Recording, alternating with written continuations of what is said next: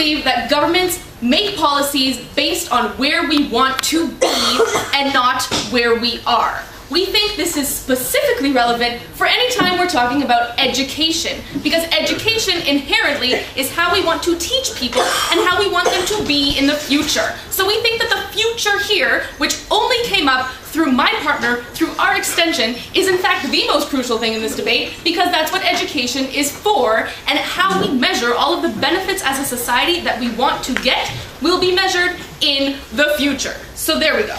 Okay, the government is in the right now. They say that right now it's not the best idea. The first opposition said, you know what, right now, no, they said it, okay, fine, it's definitely not a good direction for the future. And that's what we brought to you regardless of the right now. Now, if you believe, Mr. Speakers and so on and so forth, that technology has changed the world and has changed the job market and will continue to, then we win.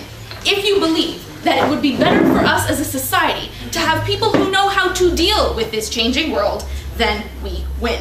The two clashes that I'm going to summarize on today are as follows. The first one is going to be called Keeping Up with Today versus Planning for Tomorrow.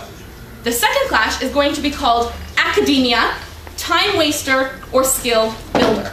Okay, before I do that, I'm going to get into my rebuttal. First of all, individuals. Moore told you that the academic material that they learn is irrelevant. We think it's not about the material. That may be the case. What we think is crucial is the process, and that's what Ori talked to you about. The process of education, where you're handing in papers, where you're participating in intellectual discussion, is crucial, and that's what I'm going to talk about. Then she said, living is better. Simply living your life, you'll get a better idea of the world. We think this is not true because simply living your life gives you a very narrow scope.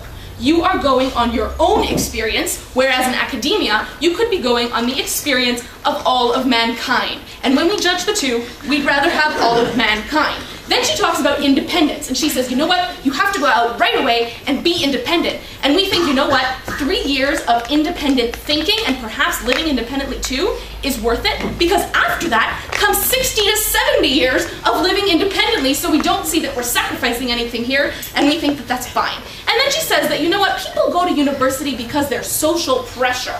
We think that's fine too, because even if you go to university for social pressure, you're still benefiting from all the things that you're getting, which was our extension, which is what we think is the most crucial thing here today. No. Okay. First clash. Keeping up with today versus planning for tomorrow. The fundamental basis of what we brought you is that if you can anticipate the direction that the world is going in, and you can adapt yourself to that direction, and you can design your educational system for optimal future benefits, you are in a good place. And that's where we want to take our country. Now, the government sees that they want people to work in a factory. They want to teach them vocational skills so that they can maintain a status quo system of working, of producing, of making something. Now, what we have on side opposition is a slightly different goal. What we want to do is breed innovators who thrive in a world that is rapidly changing and information-based. And that is the world that we see is coming. And if you agree with us that this is the direction that the world is taking and that we should adapt people to live in that kind of world, then that's what we have to talk about. No. Okay, there's two desirable skill sets that were brought to you in today's debate. The skill set on side government is skills like operating machinery, like fulfilling a specific role in a factory, in an industry. That's what they want to teach people to do. They want to teach people vocational, professional training because that's what's necessary in the real world. Fine. On-side opposition, we say that that can come later. What's more crucial to come before that is skill set, the second skill set that was brought to you in today's debate, of critical analysis, creative thinking, I'll take alone in a second, critical thinking, and adaptation. We think that they are retrospective. They're looking backwards and seeing what we should have done. We are anticipatory. We're looking forward and we're seeing what we should do now.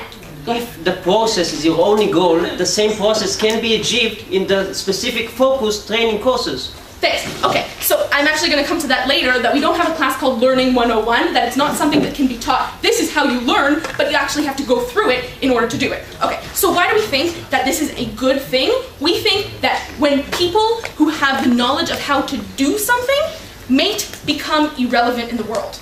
People who have the knowledge of how to analyze lots of different things will ensure that they never become irrelevant. They will make themselves relevant, and that's what we want. So, esteemed judges, if you ask yourself which skill set is more important in the future, you'll see it falls on side opposition, second clash. Academia, time waster, or skill builder. Now, we heard on side government that most of academia is irrelevant, it's a waste of time. That's because they don't understand the better goal here. It's not to have better people working in factories, it's to have innovators and to have people who understand how to work in the real world. So, they say that it doesn't teach you how to learn and it doesn't teach you how to work.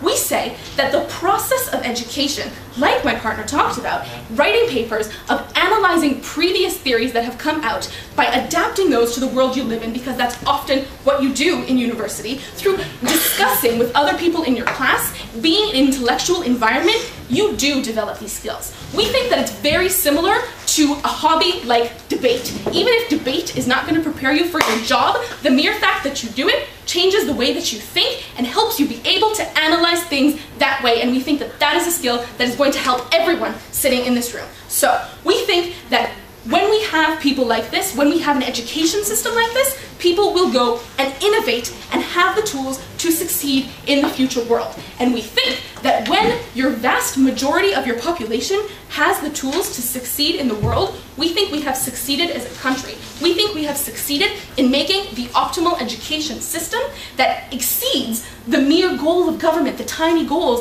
of having people who can work in a factory, having people who can produce better, who know how to operate machinery really well. We have a better goal of people who can actually change the way those factories run. We think that these people will look at everything after that and say, what's wrong with this? How could we do it better? How does the latest technology change this? And that's the type of people that we want to foster in our society, and that's what was brought to you in only second opposition, that these are the unique objectives of the future, and that's what we bring to you here today.